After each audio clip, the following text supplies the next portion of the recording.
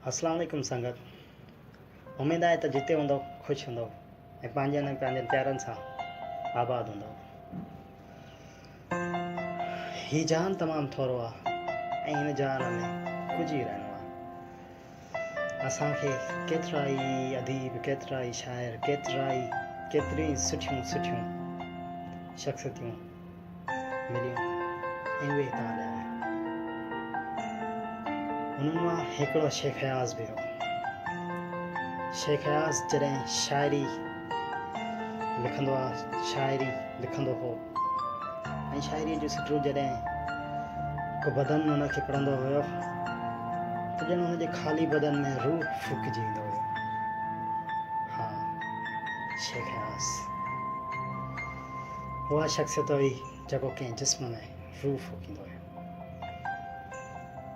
ऐं उन ई खे असां कुझु सिटरुनि सां यादि कंदासीं।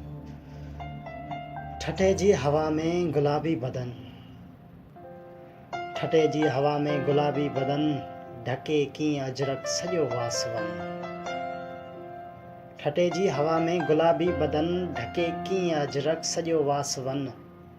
मियाणी बि महकी मशीअ शटर में, मियाणी बि महकी मशीअ शटर में, मुसाफ़िर इहो आहे मुंहिंजो वतन। न खुसरो ॾिठो हो न ग़ालिब ॾिठो, न खुसरो ॾिठो हो न ग़ालिब ॾिठो, गज़ल दर गज़ल आहे पंहिंजो चमन। उहा सिंध काबो बि का शइ बि आहे, उहा सिंध काबो बि का शइ बि आहे, चवे छा बि को शेख या बरामन। हुनईअ ते असांजी खुदाई खुटे, न फिरदौस बहितर न बाग़े अदन। उन्हीअ ते असांजी खुदाई खुटे, न फिरदौस बहितर न बाग़े अदन। जॾहिं कुन चयाऊं असांखे मिले, जॾहिं कुन चयाऊं असांखे मिले, उहा ई त धरती उहो ई त धन। गवाले न गोपी ॾिठी कंहिं का,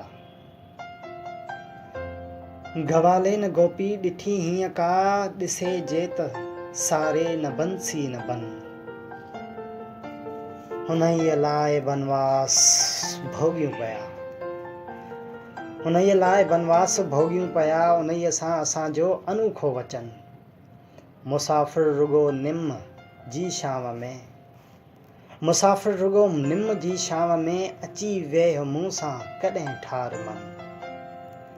त ॼाणी त हिन देस में आहे छा, त ॼाणी त हिन देस में आहे छा, त सम्झी त छा थी थियो मन मगन। त ॼाणी त हिन देस में आहे छा, त सम्झी त छा थियो मन मगन। हिते कणक में संग सोना थियनि, हिते कणक में संग सोना थियनि, हिते दरततीअ खे रो पहिरे बदन। हिते हार पोइ उतर जी हवा, हिते रीत जो हर कणो आ रतन। हिते हार पोइ उतर जी हवा, हिते रीत जो हर कणो आ रतन। जॾहिं थो वसी मींहं जे मुंद में, जॾहिं थो वसी मींहं जे मुंद में, लॻातार मोती छणी रोज़ शन। जॾहिं सिंध ते सुरमई रातड़ियूं, जॾहिं सिंध ते सुरमई रातड़ियूं, खसे निंड नेणा असांजे गगन। जॾहिं सिंध ते सुरमई रातड़ियूं, खसे निंड नेणा असांजे गगन, खसे निंड नेणा असांजे गगन, असांजे गगन।